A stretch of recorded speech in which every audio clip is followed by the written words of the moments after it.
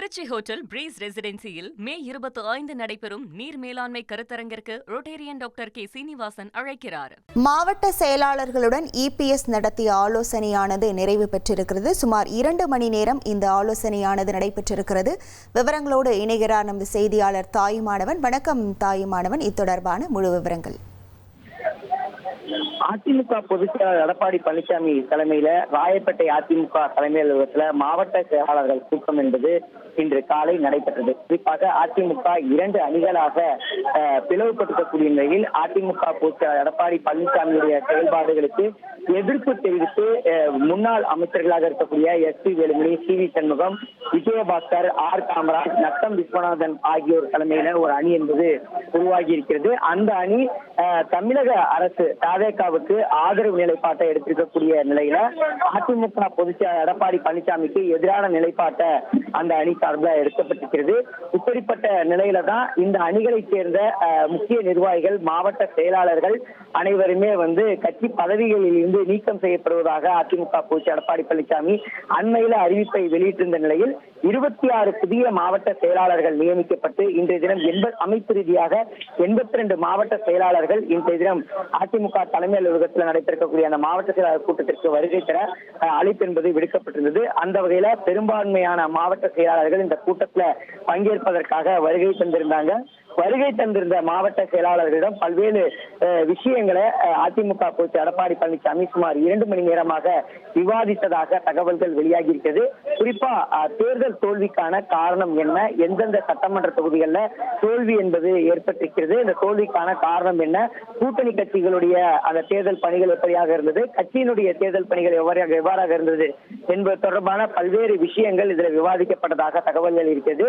அது மட்டுமல்லாம அதிமுகவில் ஏற்கனவே அந்த 26 பேர் நீக்கம் செய்யப்பட்டிருக்கக்கூடிய நிலையில் அவருக்கு பதிலாக புதிய மாவட்ட செயலாளர்கள் தேர்ந்தெடுக்கப்பட்டிருக்கக்கூடிய ஒரு சூழல்ல கட்சியில தொடர்ந்து கட்டமைப்பை வலுப்படுத்தக்கூடிய வகையிலும் தொடர்ந்து தொண்டர்கள் மற்றும் முக்கிய நிர்வாகிகள் மாற்று அணிக்கு செல்வதை தவிர்க்கக்கூடிய வகையிலும் தொடர்ந்து அரவணைத்து செல்வது குறித்து தொடர்பாக பல்வேறு ஆலோசனைகள் வழங்கப்பட்டிருப்பதாக தகவல் என்பது வெளியிடப்பட்டிருக்கிறது. அது மட்டும் இல்லாம அதிருப்தியில் இருக்கக்கூடிய நிர்வாகிகள் தொண்டர்களை ஒருங்கிணைத்து தொடர்ந்து கட்சி பணியை ஆற்றுவதற்கு தேவையான ஆலோசனைகளும் வழங்கப்பட்டிருப்பதாக தகவல்கள் என்பது வெளியாகி இருக்கிறது.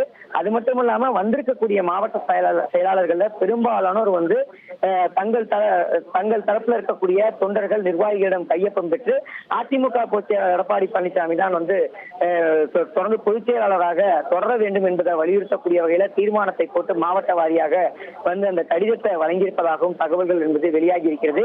இப்படிப்பட்ட நிலையில தான் அதிமுகவுல தொடர்ந்து அடுத்த கட்டமாக சட்டப்பூர்வமான நடவடிக்கைகளை மேற்கொள்வது தொடர்பாகவும் பல்வேறு ஆலோசனைகள்ல அதிமுக பொதுச் செயலாளர் எடப்பாடி பழனிசாமி, தலைமை கழக நிர்வாகிகள், அதனைத் தொடர்ந்து அதிமுக மாவட்ட செயலாளர்களிடம் ஈடுபட்டிருப்பதாக தகவல்கள் வெளியாகி இருக்கிறது.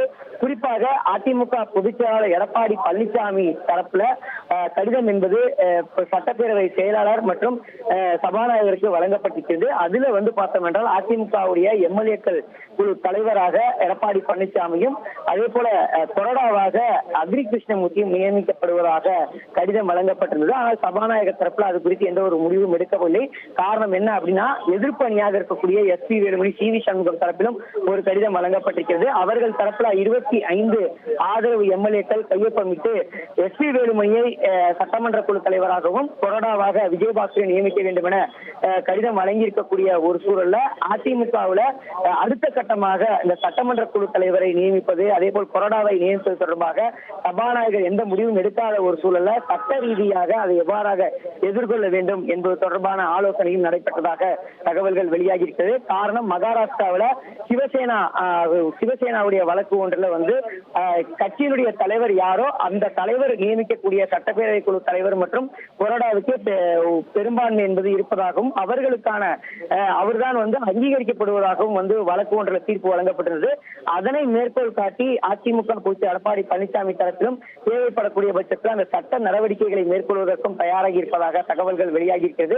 அது மட்டுமல்லாம வந்திருக்கக்கூடிய மாவட்ட செயலாளர்களை பொறுத்தமட்டில் சற்று முன்னர் முன்னாள் அமைச்சர் ரமணா செய்தியாளர்களை சந்தித்தார். அவர் செய்தியாளர்களை சந்திக்கும் போது பெரும்பான்மையான மாவட்ட செயலாளர்கள் அதிமுக பொதுச் செயலாளர் எடப்பாடி பழனிசாமி தரப்பில் தான் இருப்பதாகவும் 80க்கும் மேற்பட்டோர் இந்த மாவட்ட செயலாளர்கள் கூட்டத்தில் கலந்து கொண்டிருப்பதாகவும் அவர் குறிப்பிட்டார். அது மட்டுமல்லாம வந்திருக்கக்கூடிய மாவட்ட செயலாளர்கள் பெரும்பாலோடு வந்து அதிமுக பொதுச் செயலாளராக எடப்பாடி பழனிசாமி தொடர வேண்டும் என விரும்புவதாகவும் அவர் குறிப்பிட்டிருந்தார்.